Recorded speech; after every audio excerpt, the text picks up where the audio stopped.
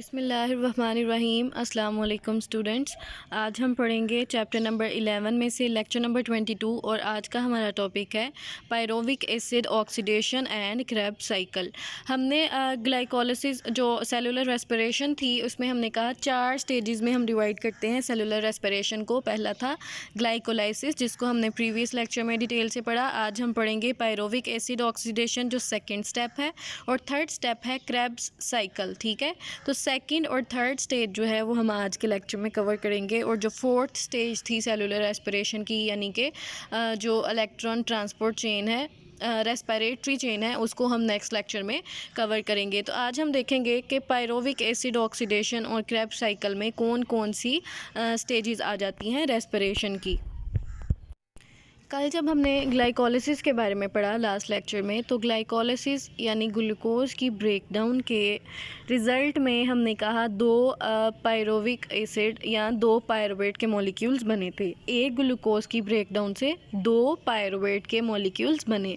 इसी को हमने कहा ग्लाइकोलिसिस कहते हैं कि एक ग्लूकोज की जो ब्रेकडाउन होती है और उसके रिज़ल्ट में 2 पायरुवेट के मॉलिक्यूल्स बनते हैं, उसको हम बोलते हैं ग्लाइकोलिसिस। तो ग्लाइकोलिसिस के रिज़ल्ट में जो 2 पायरुवेट के मॉलिक्यूल्स बने थे, अब फर्दर उन पायरुवेट के मॉलिक्यूल्स के साथ क्या होगा उसको आज हम पढ़ेंगे डिटेल में। हम एक पायरुवेट का मॉलिक्यूल ले लेते हैं, और हमने कहा कि जो पायरुवेट है या पायरोविक एसिड है, सेकंड जो स्टेज थी सेलुलर रेस्पिरेशन की, उसमें क्या होता था, पायरोविक एसिड की ऑक्सीडेशन होती थी। ऑक्सीडेशन हम किसको कहते हैं, या हाइड्रोजन का रिमूव होना, या इलेक्ट्रॉन्स का रिमूव होना, या फिर ऑक्सीजन का ऐड होना, इसको हम बोलते हैं ऑक्सीडेशन। इन तीनों में से कोई भी चीज़ हो तो हम बोलते हैं कि यहाँ पे हुई है ऑक्सीडेशन। तो यहाँ पे आप देखिएगा कि एक पायरुवेट का मॉलिक्यूल है, पायरोविक एसिड का मॉलिक्यूल है, अब इसकी हमने करवानी है ऑक्सीडेशन।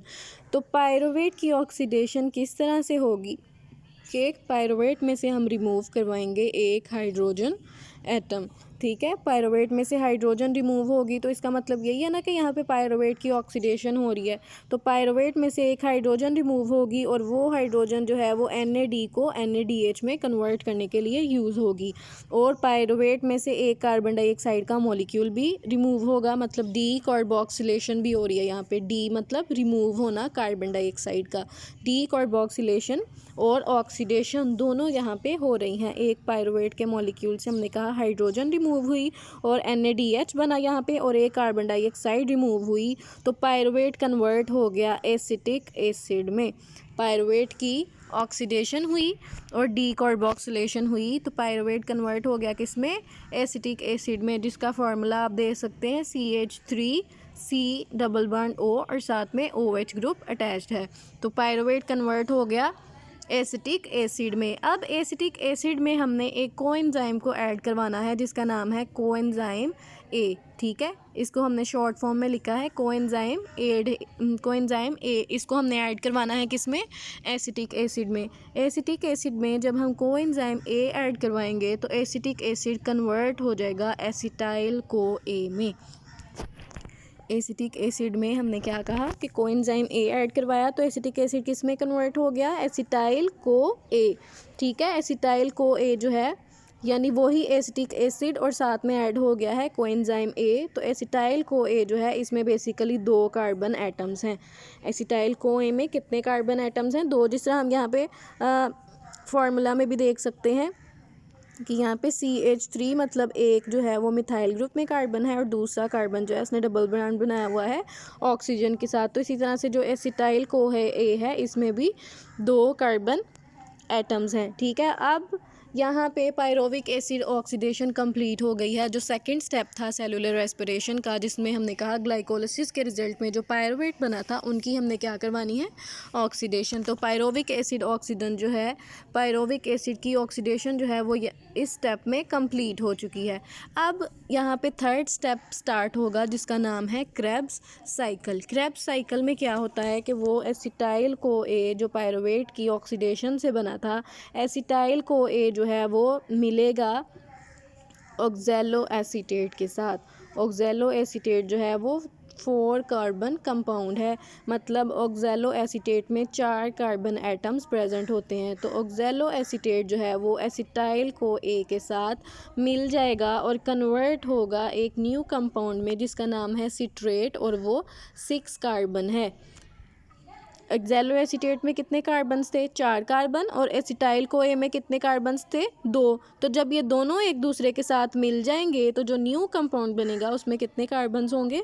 6 कार्बन। ठीक है, तो जब ऑक्जेलो एसीटेट एसिटाइल को ए के साथ मिला था, यहाँ पे हमने एक वाटर का मॉलिक्यूल भी ऐड करवाया। ठीक है, एसिटाइल को ए एक वाटर का मॉलिक्यूल, और ऑक्जेलो एसीटेट एसिटाइल को ए और एक वाटर का मॉलिक्यूल, ये तीनों मिलके क्या बना रहे हैं? सिट्रेट। ठीक है, और इस रिएक्शन के दौरान कोएंजाइम ए जो है वो सेपरेट हो जाता है। वो कोएंजाइम ए जो हमने यहाँ पे पायरोविक एसिड की ऑक्सीडेशन वाले स्टेप में ऐड करवाया था एसिटिक एसिड में, वो कोएंजाइम जो है वो अब फिर से रिमूव हो चुका है। ठीक है, कोएंजाइम है, इसका जो काम है वो रिएक्शन को स्टिमुलेट करवाना था, तो इसने अपना काम पूरा किया, रिएक्शन करवाया, और कोएंजाइम ए जो है वो रिमूव हो चुका है। अब हमारे पास आ चुका है सिट्रेट। अब ये जो सिट्रेट है ये यहाँ पे एक सीरीज़ ऑफ रिएक्शन होंगे जिसके रिजल्ट में अपने आइसोमर में कन्वर्ट हो जाएगा, जिसको हम बोलते हैं आइसोसिट्रेट। सिंपली यहाँ पे क्या हुआ है? सिट्रेट जो है इसमें कुछ केमिकल रिएक्शंस हुए और वो किस में कन्वर्ट हो गया? अपने आइसोमर में, और उसका नाम क्या है? आइसोसिट्रेट। इसमें भी 6 कार्बन्स हैं। अब आइसोसिट्रेट की क्या होगी? ऑक्सीडेशन होगी। ऑक्सीडेशन और डीकार्बोक्सिलेशन दोनों चीज़ें होंगी आइसोसिट्रेट में, मतलब आइसोसिट्रेट से हाइड्रोजन रिमूव होगी और NaDH बनेगा और कार्बन डाइऑक्साइड भी रिमूव होगी। तो आइसोसिट्रेट जो है वो कन्वर्ट हो जाएगा 5 कार्बन के कंपाउंड में जिसका नाम है अल्फा कीटो ग्लूटारेट। अब अल्फ़ा कीटोग्लूटारेट जो है, अल्फ़ा कीटोग्लूटारेट जिसमें 5 कार्बन है, यहाँ पे इसकी होगी ऑक्सीडेशन, फिर से इसमें से हाइड्रोजन रिमूव होगा और एक कार्बन डाइऑक्साइड रिमूव होगी, और अल्फ़ा कीटोग्लूटारेट कन्वर्ट हो जाएगा सक्सीनेट में, और उसमें सक्सीनेट में कितने कार्बन प्रेजेंट हैं? 4, क्योंकि अल्फ़ा कीटोग्लूटारेट में से एक और कार्बन रिलीज़ हो गई है, तो जो न्यू कंपाउंड बनेगा उसमें 4 कार्बन रह जाएंगे। इस स्टेप के दौरान जहाँ पे अल्फ़ा कीटोग्लूटारेट सक्सीनेट में कन्वर्ट होता है, यहाँ पे जो एनर्जी रिलीज़ होती है वो एनर्जी काम आती है ATP सिंथेसाइज करने के।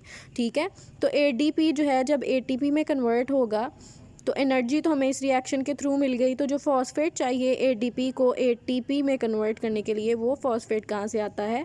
वो आता है एक दूसरी यहाँ पे न्यूक्लियोटाइड प्रेजेंट होता है जिसका नाम है GTP या गुआनोसिन ट्राइफॉस्फेट। जिस तरह से ATP एक न्यूक्लियोटाइड है, इसी तरह से GTP भी एक न्यूक्लियोटाइड है जिसमें एडेनिन की जगह गुआनिन बेस लगी होती है। तो GTP जो है उसकी ब्रेक डाउन होती है GDP में, यानी कि गुआनोसिन डाइफॉस्फेट में, और एक जो फॉस्फेट रिलीज़ होती है वो फॉस्फेट काम आती है ADP को ATP में कन्वर्ट करने के।